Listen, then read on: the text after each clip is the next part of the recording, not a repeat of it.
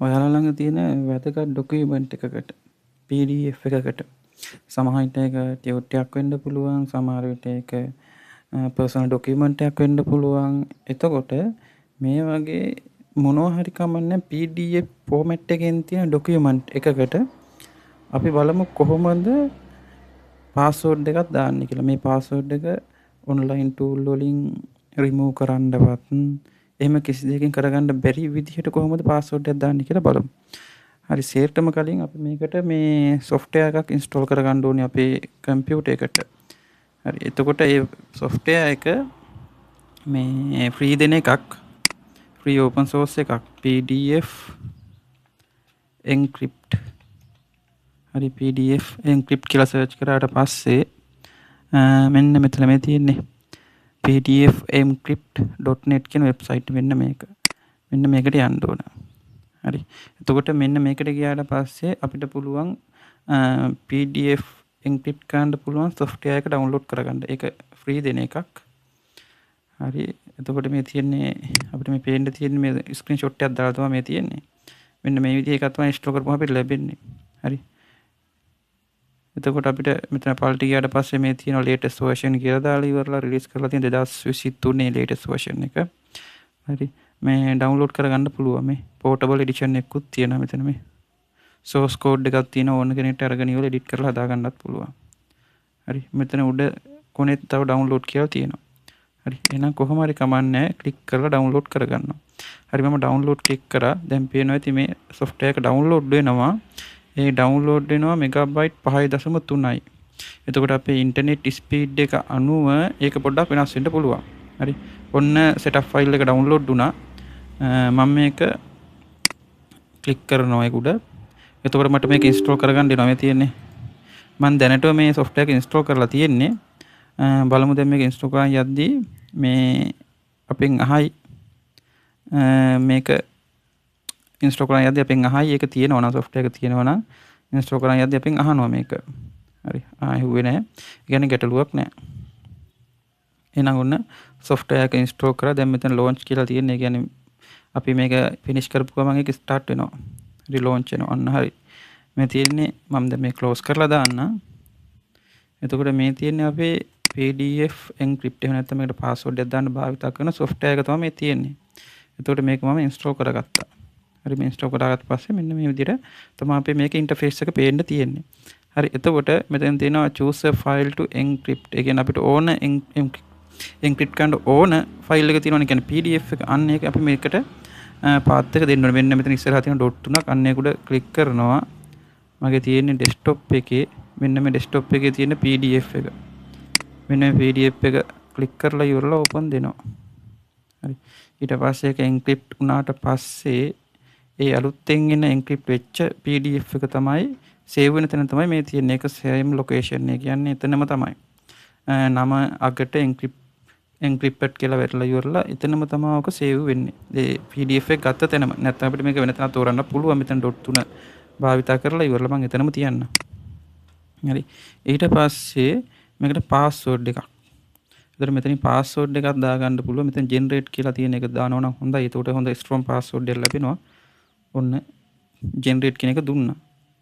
එතකොට මේ generate කරපු password එක තමයි මේ තියෙන්නේ. මෙතන මෙන්න මේක. මේ password එක නැතිව අපිට මේ PDF එක open කරන්න බෑ. හරි, මම කරන්නේ notepad එකේ මම ඕක save කරගන්න. notepad කියලා search කරගත්තා. හරි, මේ තියෙන්නේ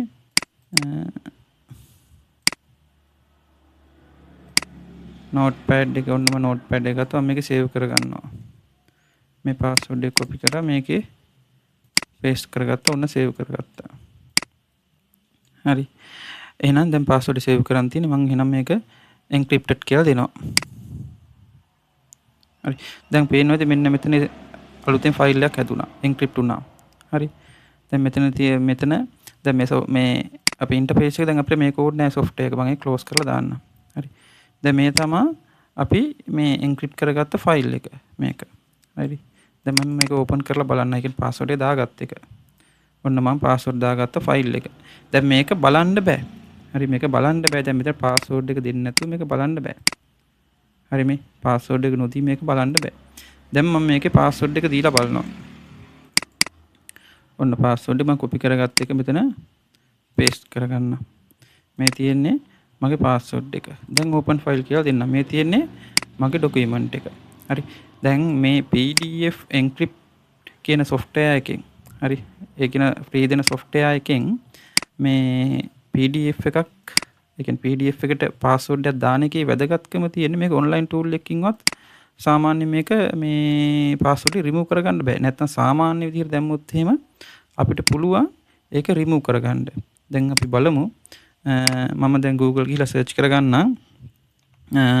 මම දැන් මේ PDF password remover කියලා ටයිප් කරගන්නම්.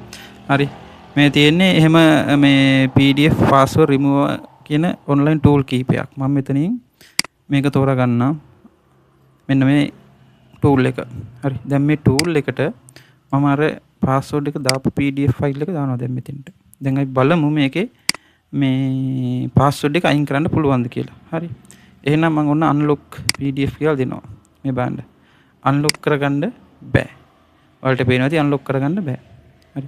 ඒ විදිහට තව ටූල් එකකින් අපිට මේ උත්සාහ කරලා බලන්න පුළුවන්. මේ එකකින්වත් මේක unlock කරගන්න බෑ අපිට. හරි. මම මේකත් උත්සාහ කරලා බලන්න මේක අප්ලෝඩ් කරන්න දෙනවද කියලා බලමු. මේ එක එක ටූල් වල වෙනස් එක එක විදිහ අපි බලමු. අප්ලෝඩ් කරලා ඉවරලා මේක මේ PDF එක රිමූව් මේ පාස්වර්ඩ් එක රිමූව් කරන්න දෙනවද කියලා ඉවරලා. හරි. මම ඒකත් එක්ක තව කීපයක් ඕපන් කරගන්න. මේකත් ඕපන් කරලා බලන්න. මේ තියෙන්නේ ඒ වගේ මේ ටූල්ස් ගොඩක් තමයි. හරි. දැන් මේ බලන්න මේකෙත් මේ පාස්වර්ඩ් එක අයින් කරන්න දෙන්නේ නැහැ. මේකකවත් පාස්වර්ඩ් එක අපිට අයින් කරන්න දෙන්නේ නැහැ. ඒ ටූල් එකනොත් බෑ. මේ ටූල් එකත් බලමු. දැන් මම ගත්ත එක ටූල් එකකින්වත් මට බෑ මේකේ පාස්වර්ඩ් එක අයින් කරගන්න. හරි. මේ රයිට් එක දැම්ම drag and drop කරා. දැන් මේකේ අපේ ඉන්ටර්නෙට් ස්පීඩ් එකත් එක්ක මේක අප්ලෝඩ් වෙන්න යන වෙලාවත් මේ යනවා. ඒ කියන්නේ වෙලාව බලපානවා ඒකට ස්පීඩ් එකත් එක්ක. තප්පර 30ක් විතර යනවා මේක අප්ලෝඩ් වෙන්න මගේ. දැන් මේක අප්ලෝඩ් වුණාට පස්සේ අපිට පුළුවන් මේක පාස්වර්ඩ් එක අයින් කරන්න පුළුවන්ද බැරිද කියන එක අපිට දැනගන්න පුළුවන්. හරි.